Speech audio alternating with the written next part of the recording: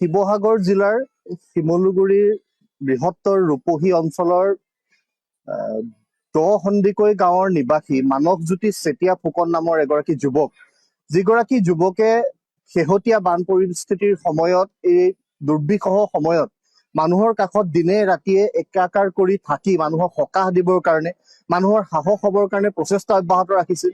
সেই বানপীড়িতৰ দুৰৱস্থাৰ বুজ লবলৈ যোৱাৰ সময়ত এগৰাকী বিশেষ বৃদ্ধ ব্যক্তিৰ দুৰৱস্থাৰ সন্দৰ্ভত অৱগত হৈ তেখেতক এটা ঘৰ প্ৰদান কৰিবৰ কাৰণে প্ৰয়াসত তেওঁ লিপ্ত হৈ আছিল।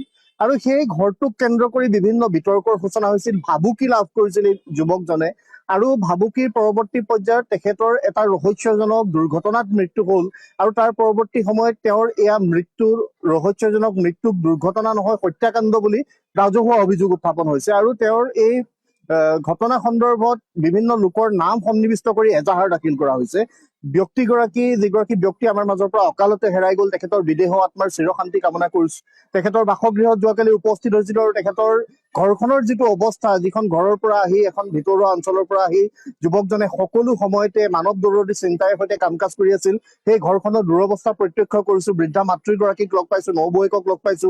পৰিয়ালবৰ্গৰ অৱস্থা খুব বেয়া। আমি চৰকাৰলৈ দাবী উত্থাপন কৰিছো যে এই পৰিয়ালটোক আৰ্থিক অনুদান প্ৰদানৰ ক্ষেত্ৰত চৰকাৰে যাৱতীয় পদক্ষেপ গ্ৰহণ কৰিব লাগে। তাৰ লগে লগে কি কাৰণত এই যুৱকগৰাকী মৃত্যুমুখত পৰিলে সেয়া আটাইতকৈ ডাঙৰ প্ৰশ্ন। ইতিমধ্যে চৰকাৰে পৰ্যায়ৰ তদন্ত ঘোষণা কৰিছে। শিৱসাগৰ জিলাৰ জ্যেষ্ঠ আৰক্ষী অধীক্ষকে এটা বিশেষ তদন্তকাৰী গোট গঠন কৰি দিছে।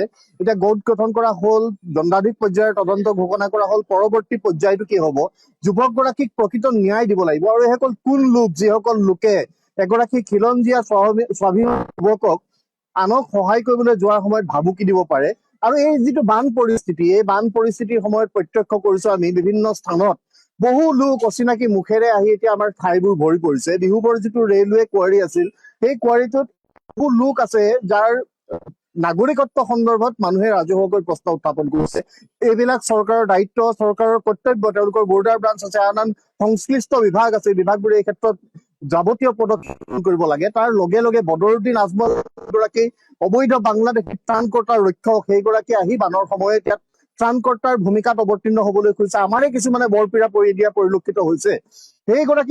যিগৰাকী ব্যক্তিয়ে IMDT আইন বাতিল হোৱাৰ পৰৱৰ্তী পৰ্যায়ত অবৈধ বিদেশীক সুৰক্ষা দিবৰ কাৰণে এটা ৰাজনৈতিক দল গঠন কৰিছিল আৰু সেইসকল লোকৰ ভোটেৰে সৈতে এটা ৰাজনৈতিক শক্তি হিচাপে তেওঁ উঠিছিল। সেইগৰাকী ব্যক্তিয়ে উজনি অসম, যিখন সমগ্ৰ অসমৰ আমাৰ খিলঞ্জীয়া মানুহৰ পীঠস্থান সদৃশ এই শিৱসাগৰত আহি তেখেতে ৰাজনৈতিক মুনাফা আদায়ৰ প্ৰচেষ্টা কৰি আছে। আৰু এইখিনি সময় মানুহ চিনি থোৱাৰ সময়, সেইসকল লোকক দলিচা পাৰি দিয়াৰ লোকসকলকো চিনাকি কৰি থোৱাৰ সময়, তাৰ সমান্তৰাল ভাৱে তেওঁলোকৰ কাম কাজ বিলাকক সকলো সময়তে সূক্ষ্মভাৱে নিৰীক্ষণ কৰি থকাৰ সময়।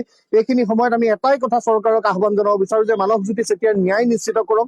তাৰ সমান্তৰাল ভাৱে এই যিবিলাক অঞ্চলত এতিয়া অবৈধ সন্দেহযুক্ত নাগৰিকে আহি বসবাস আৰম্ভ কৰিছে, এটা পৰিয়াল আহিল, পৰৱৰ্তী পৰ্যায়ত 10টা 20টা 100টা পৰিয়াল হল, এইবিলাক লোকৰ ক্ষেত্ৰত তেওঁলোকে তদন্তৰ ব্যৱস্থা কৰিব লাগে। আৰু তাৎক্ষণিকভাৱে প্ৰয়োজনত সেইসকল লোকক সেই স্থানৰ পৰা উচ্ছেদ কৰি যিসমূহ চৰকাৰী ভূমি বেদখল হৈ আছে, শিৱসাগৰ জিলাৰ ভিন্ন প্ৰান্তত বেদখলীকৃত চৰকাৰী ভূমি আছে, সেই সকলোবোৰ মুকলি কৰিব লাগিব। এটা কথা স্পষ্ট যে খিলঞ্জীয়া মানুহে কেতিয়াও কাৰোৰে ওচৰত আঁঠু লৈ জীয়াই নাথাকে।